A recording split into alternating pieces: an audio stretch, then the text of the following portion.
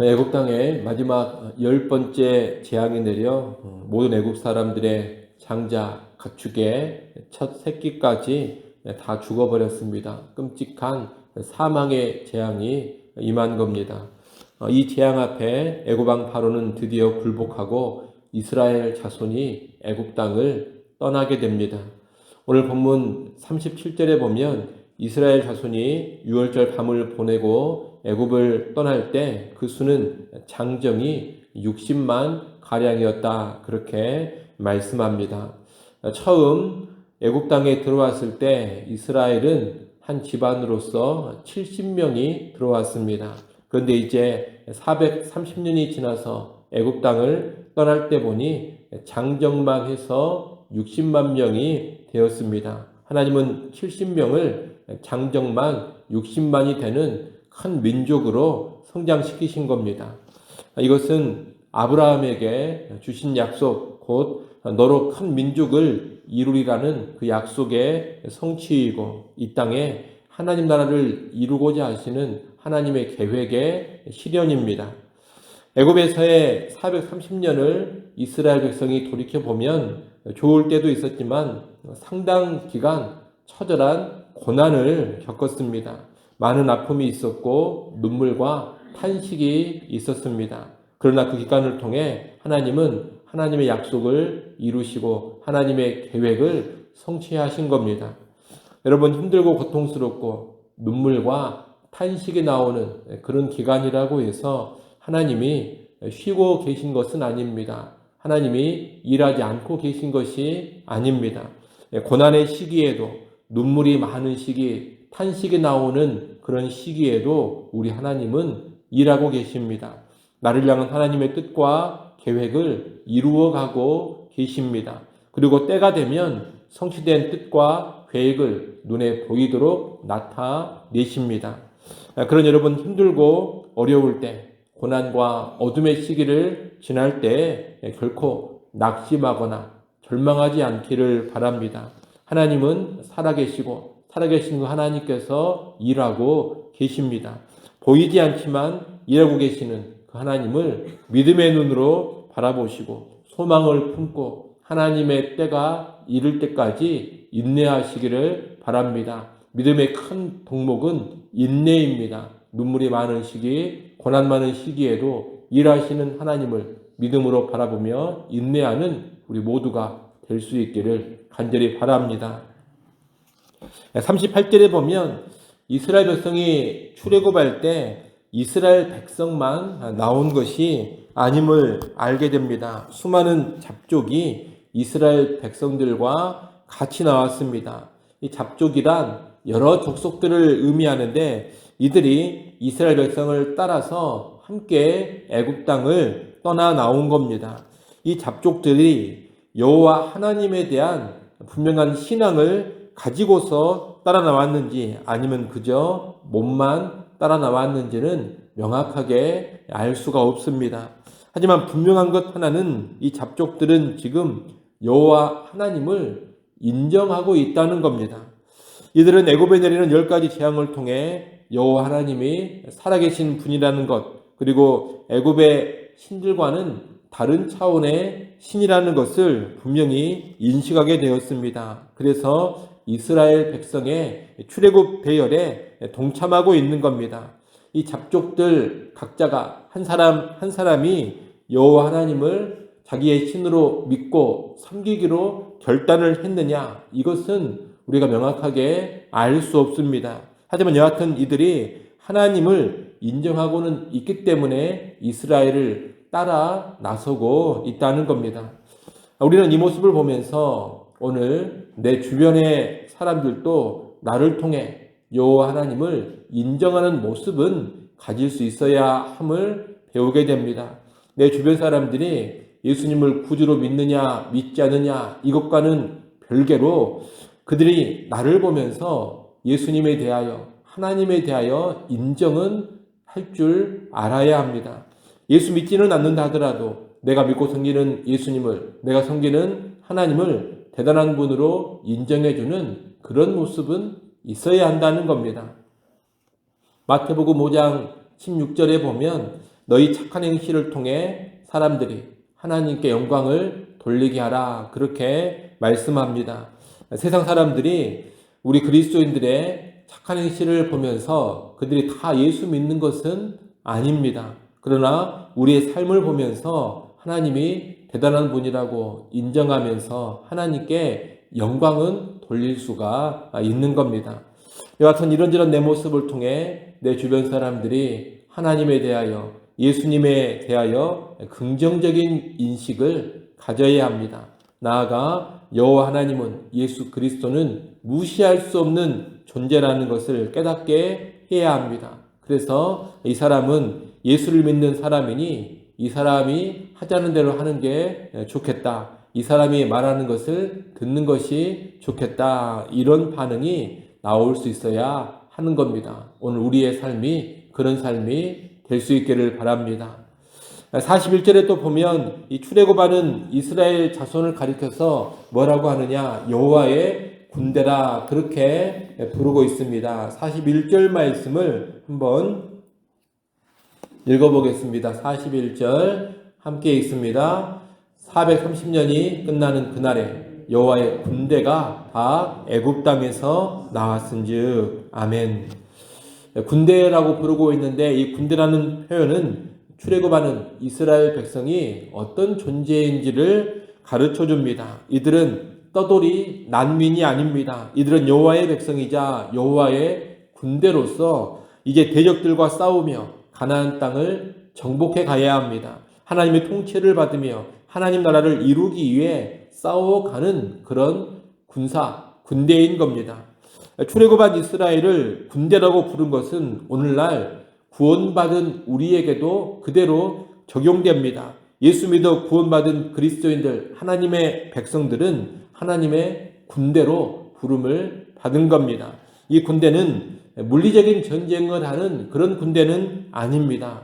영적인 전쟁을 하는 군대입니다. 이 땅에서 음부의 권세와 싸우면서 하나님 나라를 확장해가는 영적인 군대, 거룩한 군대인 겁니다.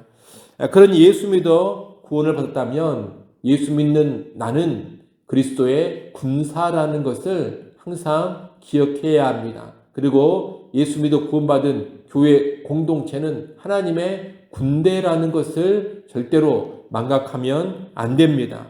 그것을 기억하면서 이 땅을 살아갈 때 영적 전쟁에 힘써서 들여져야 합니다. 우리 교회를 통해서 하나님 나라가 확장되어가는 그런 일이 꼭 있어야 하는 겁니다.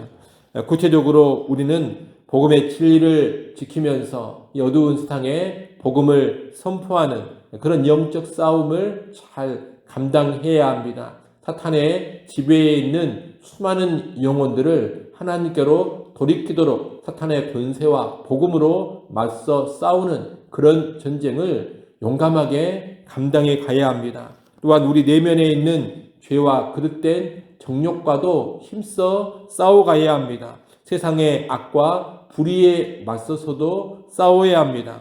정의와 공의를 구현하는 그런 싸움도 잘 감당해 가야 하는 겁니다.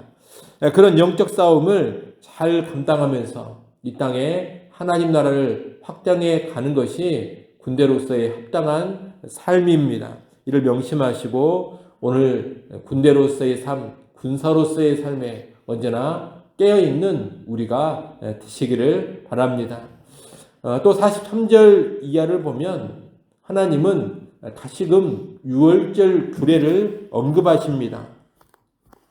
특별히 여기 하나님은 할례와 연관된 규례를 말씀하시는데 일단 할례 받지 않은 이방인은 유월절 식사에 참여할 수 없다. 그렇게 말씀합니다. 이 유월절은 출애굽이라는 구원의 은혜를 기억하면서 감사하는 절기입니다. 그러니 할례 받지 않은 사람, 언약 백성이 아닌 사람은 이 유월절과 아무런 상관이 없는 겁니다. 하나님은 그런 사람이 유월절 식사를 하면서 유월절을 훼손하기를 원하지 않으신 겁니다. 이스라엘은 할례가 없는 이방인에게는 분명히 선을 긋고 그런 사람이 유월절에 절대로 참여하지 못하도록 해야 하는 겁니다. 하지만 할례만 받는다면 이방인이었던 사람도 유월절 식사에 본토인과 똑같이 참여할 수 있다고 말씀하십니다. 할례를 받는다는 것은 여호와 하나님을 인정하고 그 하나님을 섬기기로 결단하면서 유대교로 개종하는 것을 의미합니다. 그렇게만 한다면 혈통상 이방인이라 하더라도 언약 백성으로 받아들여지고 유월절 식사에도 참여할 수가 있는 겁니다. 이를 통해서 우리는 구약 이스라엘이 그저 혈통에만 매여 있는 그런 백성, 그런 민족이 아니라는 것을 알게 됩니다. 여호와의 언약, 여호와의 구원이 혈통적인 유대인에게만 주어지는 것이 결코 아닙니다. 이방인이라 하더라도 할례를 받기만 한다면 그는 하나님의 백성, 언약 백성이 되고 구원의 백성이 됩니다. 그래서 이방인도 할례를 받기만 하면 할례 받은 유대인과 아무런 차별 없이 동등하게 유월절 의식에 참여할 수 있게 되는 겁니다. 이것은 혈통과 신분을 떠나서 할례가 언약 백성을 결정짓는 유일한 기준이라는 것을 알려줍니다. 신약 시대에는 유대인이나 이방인이나 예수 그리스도를 믿기만 하면 그 믿음으로 다 구원의 백성이 됩니다.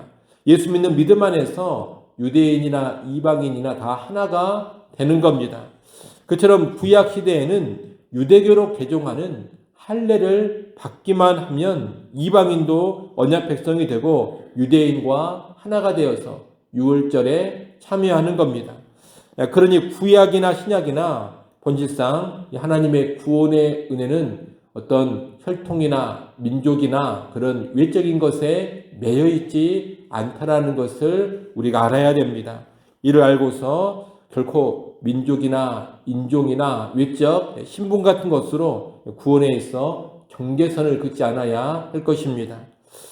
더불어 할례가 없으면 유월절 식사에 참여하는 것이 금지되었다. 이 사실도 오늘 우리는 기억하면서 아무런 검증 없이 그냥 어떤 사람이든지 교회 안으로 쉽게 받아들이고 구원의 백성으로 인정해 주는 것도 조심해야 합니다.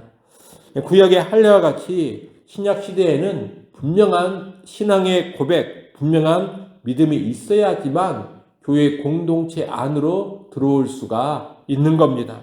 분명한 신앙 고백이 없다면 우리는 결국 그 사람을 언약 백성으로 구원받은 사람으로 인정해 줄 수가 없습니다. 예수 안에 한 형제 자매로 받아줄 수가 없다는 겁니다. 교회는 그 경계선을 분명히 지켜야 합니다.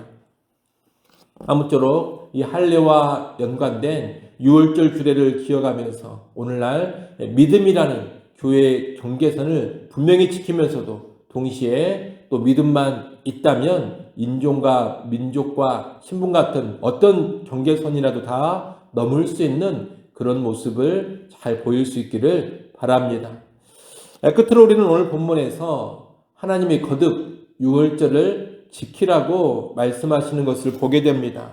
42절에도 47절에도 하나님은 유월절을 지키라고 명합니다. 유월절을 기억하고 지켜야 한다는 것을 거듭해서 강조하고 계시는 겁니다. 왜 이렇게 하나님이 유월절을 강조하십니까? 하나님이 베푸신 구원을 기억하고 감사하는 것이 그만큼 중요하기 때문입니다. 여러분, 구원의 기쁨과 감사가 있을 때 신앙을 잃어버리지 않고 바른 신앙으로 계속해서 나아가게 됩니다.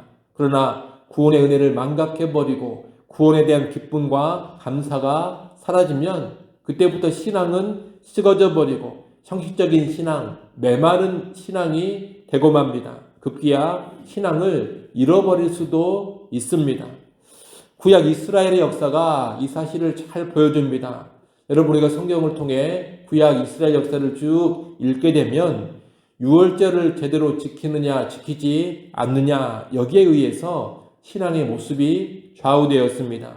여호와 신앙이 죽어버린 때에는 유월절이 제대로 지켜지지 않습니다. 반면에 여호와 신앙이 살아날 때에는 언제나 유월절이라는 절기가 회복되었습니다. 여호와 신앙과 유월절을 지키는 것이 이 구약 이스라엘 역사를 보면 항상 같이 갔다는 겁니다. 오늘날도 마찬가지입니다. 구원의 기쁨과 감사가 있으면 신앙이 살아납니다. 구원의 기쁨과 감사가 사라지면 신앙은 냉랭해지고 밋밋해집니다. 감격과 열정이 사라지고 형식적인 신앙이 되고 맙니다. 따라서 오늘 우리 역시 6월절을 계속해서 기억하고 기념하는 그런 모습이 있어야 하겠습니다. 구원에 대해서 여러분 늘 감사하셔야 됩니다. 그리고 구원의 기쁨이 늘 있어야 합니다. 그리고 구원에 대한 감격이 언제나 넘쳐나고 있어야 합니다. 그런 사람이 사실 제대로 된 신앙 가운데 있는 사람입니다. 우리가 주일에 예배에 올 때에도 그냥 오는 것이 아니라 내가 받은 구원에 대해 크게 감사하고 감격하면서 주일 예배에 참여해야 하는 겁니다. 우리를 한번 돌아볼 필요가 있습니다. 나는 예배하러 나올 때 정말 내가 받은 구원에 대하여 감사하고 기뻐하고 감격하면서 나오고 있는가? 여러분 우리 안에 그런 모습이 사라져버리고 그냥 예배 시간 돼서 아무런 생각 없이 습관적으로 예배하러 간다 이런 상태에 있다면 내 심령은 지금 이미 메말라 가고 있는 겁니다. 구원의 감사, 구원의 기쁨, 구원의 감격이 있어야지만 제대로 살아있는 신앙인 것입니다. 이를 꼭 기억하면서 구원에 대하여 나는 지금 어떤 상태인가를 잘 점검하시고 구원의 감사, 기쁨을 언제나 회복하는 그런 모습으로 나아갈 수 있기를 간절히 바랍니다. 기도합니다. 하나님 아버지, 우리 하나님은 고난과 아픔 중에도 일해 가시는 하나님임을 알게 하여 주옵소서. 눈물 많은 시기, 탄식 많은 시기, 한숨이 나오는 시기에도 보이지 않지만 일하고 계시는 그 하나님을 바라보며 믿음으로 인내하며 나아가게 하여 주옵소서. 또 우리 주변에 살아계신 하나님을 드러내고 그 하나님이 인정받고 영광받게 하는 삶 살기를 원합니다. 구원받은 성도들 우리가 여호와의 군대인 것을 기억해 하시고 영적 전쟁, 영적 싸움을 또한 잘 감당하기를 원합니다. 혈통에 매이지 않는 하나님의 구원 그리고 하나님의 언약인 것을 알게 하시고 믿음만 있다면 모든 사람에게 열린 태도를 갖게 하여 주옵소서. 무엇보다도 유월절을 통하여서 구원에 대한 감사와 기쁨과 감격이 우리 신앙에 얼마나 중요한 요소인지를 잘 깨닫게 하여 주시어서